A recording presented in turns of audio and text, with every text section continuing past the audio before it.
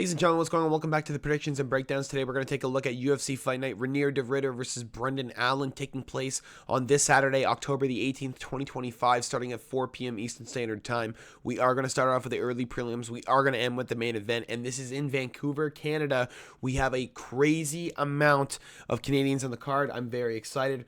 We're about to get right into it, and let's get open. Let's click the button here. Let's get started off with the prelim opener. That is Melissa Croden versus Tainara Lisboa. I am going to pick Tainara Lisboa to get it done against Melissa Croden. I haven't seen a lot from Croden.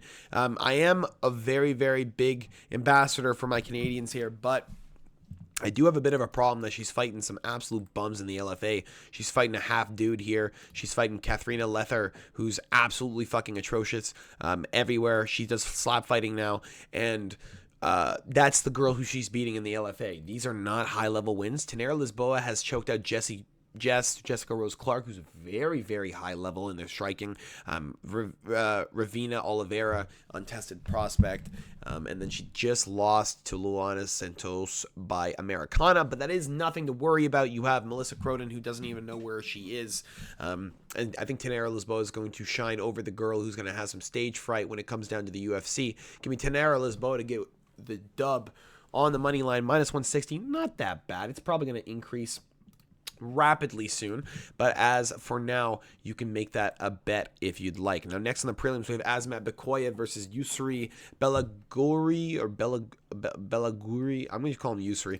I have a bit of a problem with Bekoyev, and that is he is untested when it comes down to long distance fights. You haven't seen a whole lot of his fights go the distance. Dylan Budka took him the distance, and that's a fucking red flag in my opinion, and I've been saying that forever. Yusri is good, very high level glory kickboxer as well. Very, very good. One of the guys that fought Alex Pereira, who knocked him out twice, though. And now we have him inside the UFC after taking a fight that should not have taken that long. He's fighting Taiga Iwasaka inside the Contender Series. And Taiga is kind of fucking terrible. I'm not going to lie to you. He's very good on the ground. But he does not have the stand-up to stay with Yusri. And Yusri took him to 3 rounds to knock him out. That's a problem for me. And Azmat Bekoyev here, going to roll over him, going to absolutely eat this dude alive, and it's not going to be even close. I do really give respect to my kickboxers, but this is the one time I'm going to go against that theory and against that heart. I'm going to go with Azmat Bekoyev to win by knockout. I think he's going to get it done early inside rounds 1 or 2. Recently inside the UFC, this guy's been very, very devastating, very high-level striker, and very, very powerful, and does not stop until the job is done. I'm going to go with Azmat Bekoyev to try and chin him early, and I don't think Yusri is going to be able to survive, especially with guys that are getting knocked out by Alex Pereira. Bekoyev is pretty fucking close at at middleweight, and he's got short range too. So Bekoyev is going to be running in. If Yusri uses his range properly, uses those leg kicks and uses the kickboxing that he's been literally attributing his whole career to, he's going to win this fight. Is he going to do that? No, I think he's going to eat a shot from Azmat and absolutely fall apart. And that's where I can't confidently bet him, and I can't confidently pick him for you guys, because there's too many ways that I see Bekoyev getting it done. There's only one way I see I'm going to call him Yusri. I was going to say that fucking wild name. There's only one way I see Yusri get it done, and that's decision. I'm going to go with Bekoyev getting it done inside distance. So next on the prelim, Stephanie Luciano versus Ravina Oliveira. Now, if you think the girl who lost to Tainara Lisboa is going to beat Stephanie Luciano, you are majorly wrong. This is a girl who has no business being inside the UFC. She took 2 years off, and now she's coming back to fight Stephanie Luciano, who beat Talita Alencar, who's a BJJ World's champ. She is not winning this fight. Sam Hughes split decision as well. Sam Hughes has decent stand-up, decent grappling. Ravina Oliveira is going to lose this bad. Stephanie Luciano is going to win by knockout or decision. She may end up finishing her late in the second or third round. There's just too many advantages for Stephanie Luciano. She's worked too hard to get here, and she's too big of an absolute monster to back down now. She hadn't fought good girls until she got into the UFC. Now she has, and now she knows what it is to be a UFC fighter. She's going to beat Oliveira, and it's going to be very, very easy for her, in my opinion. Give me Stephanie Luciano to win on the line, minus 350. Add that to your parlays. Next on the prelims, Kyle Propolek versus Drew Dober. Now, this seems like an absolute feeding to me. I cannot in good faith pick Kyle Propelek, the guy who has the exact same age and the exact same figure as Drew Dober. This dude's got 20 less fights than Drew Dober. I'm telling you right now, Drew's going to knock this kid out very early. This is going to be a brutal knockout. This is going to be one of those fights that Drew Dober fucking lives for. And he's going to put a lot of pressure on Kyle Propelek, the guy who ended up getting choked out by Benoit Saint Denis. If you're getting clipped by Benoit Saint Denis in the stand-up and you're getting hurt, I'm promising you, Drew Dober is going to light this guy the fuck up like a Christmas tree. This is not making it out of the 2 rounds. This will end before the 3rd round starts. I'm going with Drew Dober to win by knockout or submission. I'm leaning knockout, but he does have very good submission skills. Very, very good on the ground. Guillotines are nice. Rear naked chokes aren't bad. And Kyle Propelek, just, if I'm being 100% honest, man, he should not be inside the UFC. Losing to Shane Campbell by itself is enough for you to not be inside the UFC. Shane Campbell isn't even getting close to the UFC right now, bro. He doesn't even want it, but he's a unified champ. He doesn't, like, he knows he can't fucking win that. He could go back, but I don't think he's going back. I think he's going to stay there for a while. Give me Drew Dober all day, guys. It's not even close. You know it's not close. If you've been watching closely, Drew Dober needs a win bad. They're giving him a layup. They're giving him an easy out. Next on the prelims, Danny Barlow versus Jordan Santos. If you think I'm picking Jordan Santos, you're crazy. This guy looks like like he saw 16 ghosts when he's inside the octagon. Give me Danny Barlow to get a comeback knockout after losing to Sam Patterson. I think this is a very, very good fight for Danny Barlow. This is going to be a fight where it's going to be stand-up, pure striking, and Danny's going to end up finding the perfect shot to put Jordan Santos down. Santos is one of those guys that doesn't really have a whole lot of high-level stand-up. He's just a lot of using his pure might to just try and beat the fuck out of you. And Danny Barlow's a little bit more technical than that. Granted, he is a little bit cocky. I don't think he's cocky anymore, especially after getting knocked out by Sam Patterson like that and eating devastating right hooks. Like, that's pretty bad. I'm going to go with Jordan Santos just not being in the right state of mind, not being very technical. He's just not technical. Danny Barlow's got the reach. He's got the height. He's got the frame. He will beat the fuck out of Jordan Santos. American top team or not, I don't care. There's not a whole lot you can do for a guy that doesn't look like he wants to fight when he's in there. Usually, like against Ozzy Diaz, he looked like in the 3rd round, he did not want to be there. He was not excited. And I understand when you're losing a fight, you're not excited. You got to have some sort of fire under your ass, man. You got to win that 3rd round. A guy who has knockouts as well and a ton of submissions, you need to do something inside that 3rd round to try and win yourself the fight. He looked like he gave up. I don't think Barlow gives up. I'm going to go Danny Barlow to win on the line, minus 275, or by knockout, I guess, which is probably a plus money pick. Now, next on the prelims, Bruno Silva versus Hyung Sung Park. I'm going with Hyung Sung Park. Bruno Silva's looked terrible against Joshua Van, looked terrible against Manel Kape, was losing everything in that Cody Durden fight up until the knockout. And, Tyson Nam 3 years ago, Victor Rodriguez 4 years ago. I'm not picking Bruno Silva to win. Hyung Sung Park should be a bigger favorite in my mind. Again, Hyung Sung Park was fighting to face Steve Erceg. Erceg pulls out last second, has to face Tatsuro Taira, and ends up getting submitted. Not really his fault. That's kind of a bad fight for him, especially when the guy's a better striker than he is. He was already tagged, got put to the ground, and he was getting fucked up on the ground from there. Ends up getting submitted in round 2. I think Bruno Silva ends up getting submitted. I think this is a really bad spot for Bruno Silva. I think this is a spot where he can get knocked out again. I think Hyung Sung Park is just so devastating everywhere that he's just going to put an everlasting amount of pressure on Bruno Silva, and he's going to wilt. And Bruno Silva is a guy who does wilt. He doesn't find a way out, but he literally just can't take it anymore. He gets to a point where he gives up. Happened with Joshua Van, happened with Manel Kape, even though it was a foul, in my opinion, that last knockout sequence. It was a foul on Manel Kape. It was a low blow, I believe. But again, wilts to Joshua Van, wilts to Manel Kape. Eventually, Hyung Sung Park is going to do the same thing, especially with the aggressive grappling approach and the absolute let's go. Let's just fucking fisticuffs. Hyung Sung Park's devastating. I'm going to go with him to win on the line, minus 250, or to win maybe inside distance would be a better play. Next on the prelims, Charles Jourdain versus Davy Grant. I want to pick Davy Grant. This seems like a really good spot for him, but I have to go with Charles Jourdain. His brother just got into the UFC. These guys have been working for a very long time. He hasn't had a fight in almost a year. He beat Victor Henry with a guillotine choke last time around. His guillotine's very nasty, very, very gross. Davy Grant sometimes forces the pressure a little bit too much. Sometimes gets a little bit too close to some fighters. I think Jourdain might be able to jump on that neck and just submit him with a guillotine choke. Davey Grant's been submitted before. He has been in triangles. He has been in arm bars. He has been caught. He has not been caught in a guillotine choke, and he's not been caught in a guillotine choke like Charles Jourdain. Jourdain is nasty, out of Quebec, Montreal, fighting a Belaoui. Mon ami, qu'est-ce qui se passe, hein? This guy's nasty, bro. I'm just telling you.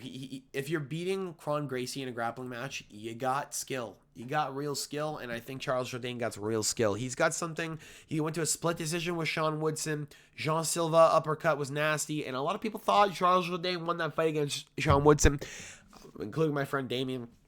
We're going with Jourdain to get it done against Davey Grant. I think he's a good pick for this week. I think he can get a little bit more off than Davey Grant. I think when it comes later in the fights, I'm starting to see Davey Grant gas a little bit, and that's something I'm a little bit worried about because Davey Grant gassing, I have not seen ever.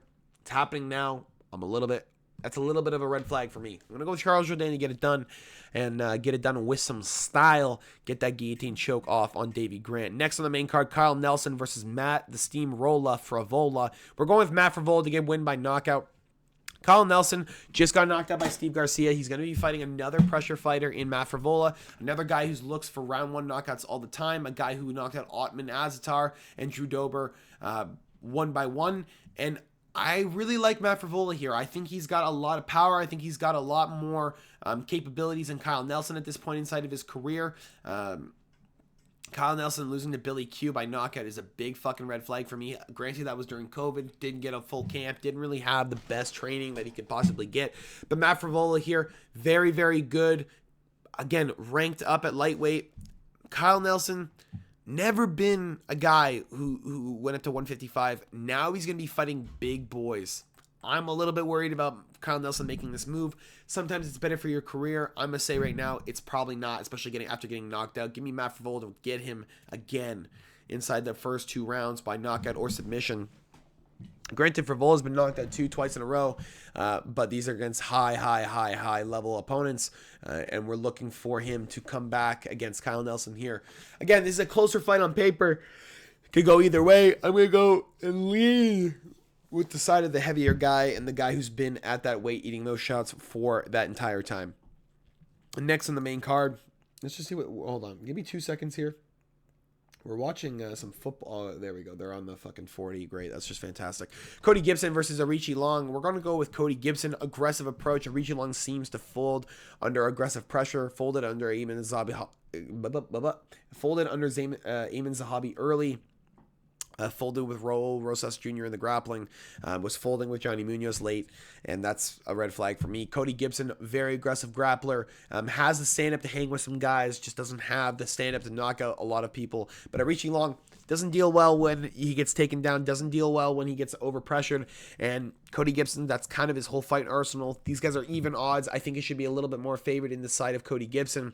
I understand it's probably closer because of the age, but I don't think it matters at this point. I think with the height, the reach, the frame, everything's there for Cody Gibson. It's going to be perfect for him to get a win over Arichi Long here in a fight that's just kind of mediocre at bantamweight. I'm looking for Cody Gibson to at least get back inside that win column. Arichi Long kind of should be making his way out at this point. This guy kind of looks like ass half the time, and I'm not really sure what he's doing or why they're keeping him around. But I guess if you're keeping Gibson, you might as well keep Arichi Long. Cody Gibson, minus 120. Give me it all day. Now, next on the main card, Manon Fiorot versus Jasmine Jasavicius. We're going Jasmine Jasavicius as an underdog plus 190. Her grappling approach is a lot better than anything I've seen from Manon Fiorot, and Fiorot only fights once a year. Jasmine Jasavicius trying to fight multiple times a year, trying to get that work in, trying to get to the title shot. She's very, very close, number 6. She's 36 years of age. She's trying to get there, and I think she has it. I think she's going to be able to submit Manon Fiorot, and I think she's going to be able to just abuse her on the ground, because I don't think Manon Fiorot's been actually tested on the ground. You have Mayra Bueno Silva, again, a girl who's just kind of ass on the ground, even though that's kind of her whole arsenal. She doesn't really have a way to get you to the ground, but Jasmine Jasavicius does. She has good striking. She has, a good trip. She has good judo. She has good jiu-jitsu, and she has decent enough boxing and Muay Thai to get inside that range. She gets inside the range, and she gets people scared. She gets them up against the cage, and eventually you're on the ground getting choked out with a rear naked choke, just like Jessica Andrade. Give me Jasmine Jasavicius on the line or plus 3.5 to at least cover a round. I think she can cover at least one round against Mana Fiorot. There's no way she's getting absolutely stalked out. I think this is a perfect place for Jasmine and a perfect line, honestly, to take her at, especially with the a height advantage, or height and reach advantage. It's absolutely perfect. We have next on the main card, Marlon Chito Vera versus Ayman Zahabi. And we're going to go with Ayman Zahabi here. Marlon Chito Vera has not... you know what? Are we going to go with fucking Ayman Zahabi? Hold on. Give me 2 seconds here. Let me just fucking think about this. A split decision with Corey Sandhagen. That was not a split either. Dominic Cruz head kick. That was a while ago. Yeah, I think we're still going to go with... I'm a little bit worried because Ayman looked like ass against Jose Aldo, but I really like Ayman. I think he's been really improving. I think this is a huge, fight for him. I think he's been working towards this his entire life. And I think this is one of those spots where, I think he's going to flourish. I'm going to go with Ayman Zahabi to get it done. I think Ayman Zahabi has been improving a little bit better than Marlon Vera. I think Cheeto's just been kind of standstill on the fact that his striking has been his strong suit, you know what I mean? So I would like to see the fact that Cheeto probably going to get taken down multiple times. I can't trust him. I can't trust him with Ayman Zahabi, who's just improving every aspect of his game. He's just so aggressive now. He's so good. He's got everything going for him. There's not a fucking thing he hasn't worked on, and everything that he has been behind on, he worked on. Everything he's been good at, he put in the back pedal and just worked on it only a little bit. I love what he's doing, and I love it. A TriStar, give me Ayman Zahabi, man. I can't pick Marlon Vera, especially after losing 2 fights into Davis and Figueiredo, a guy who's smaller than you and just abused you on the ground. Give me Zahabi all day. Next on the co-main event of the evening, Kevin Trailblazer Holland versus Mike Proper Malott. I'm going to go with Kevin Holland. I don't know how people are picking Mike Malott in this situation. This is a really, really bad spot for Mike Malott. This is one of those situations where you have a guy who's just too fucking big, and he's just been in the UFC for so long. I don't think Kevin Holland is going to fault on this fight. I think Mike Malott's getting given low-key. They're trying to give him a fight. This is not a fight you fucking want, bro. Mike Malott is going to get submitted. He's going to get put in a darts and he's going to get put out. I don't see a way how this kid doesn't gas late. I don't see, like, a Hakeem Dawodu knocked him out inside WSOF a long time ago. I'm going to go with Kevin Holland to win inside the distance. I think Mike Malott's going to get finished. There's just a whole lot of red flags when it comes to Mike Malott. The gas, the mix-up capabilities. He got Charles Radke, but Radke kind of his ass. I'm going to go with Kevin Holland to just finish him however he wants. It's just going to be a submission probably. It's going to be most likely a darce. That's most likely how he's going to get put out. I'm going to go with Kevin Holland getting a darce choke or a knockout TKO on the ground. Yeah, it's just, I can't trust Mike Malott. I just can't trust him. There is no trust in here, especially after the Neil Magny fight. There's no trust anymore. I'm going to go with Kevin Holland to get it done. My boy's an underdog, and this guy's probably one of the, most vetted UFC fighters. Give me my boy from 2020. The boy, he's fighting 15 times a fucking year at this point. What's he at now? 5? 1, 2, 3, 4, 5. And he's going to... I think he said he wants to get one in December if he wins this one quick. Shit. Give me him in December, boys. I like it all day. Kevin Holland, let's go. Now, the main event of the evening. If you guys did enjoy this so far, make sure to drop a like and subscribe if you have not already. Renier RDR Ritter versus Brendan Allen. This is the easiest fight I think I've had to predict in a while for a main event. If you guys don't agree, it's kind of laughable at this point. We're going to go with Renier to Ritter to get it done via submission or knockout. Brendan Allen just does not have... He's good on the ground. He's got really good jiu-jitsu. He's solid on the feet. He doesn't have double champ status in one type shit. He doesn't have that. And I know he doesn't have that. He knows he doesn't have that. And he's fighting a guy who beat Robert Whittaker, beat Bo Nickel by knockout, exposed him. Kevin Holland submitted him. Gerald Mearshart, even though he was getting tagged on the feet by Gerald Mearshart. I'm going to go with Renier to Ritter to win by, probably inside distance, or Allen to win by knockout. Because if you're going to hedge your bets, Allen by knockout's a good bet because Renier to Ritter is very chinny, and Brendan Allen has some decent hands. He puts them up there. He does have a couple round 1 knockouts. Do I think he's going to get it done? No. If you're losing to Sean Strickland because you're gassing out from getting beat up, you're going to get gassed out by Reinier de Ridder just dragging you all over the floor. Give me Reinier de Ridder to win by submission or knockout. It's kind of the time for him. I think Reinier de Ridder is going to get that middleweight opportunity, and I think with Khamzat Chimaev in there, it might be a good fight. It might be an interesting fight, especially with the submission capabilities of Reinier de Ridder. That's all I got for you guys today. Hope you guys enjoy. Again, drop a like, drop a sub if you don't mind. Drop a comment. Let me know who you guys are picking this week, and I will come back to you guys with some more bets and predictions before Saturday rolls around. I'll talk to you guys all later. Have a fantastic rest of your week. Peace.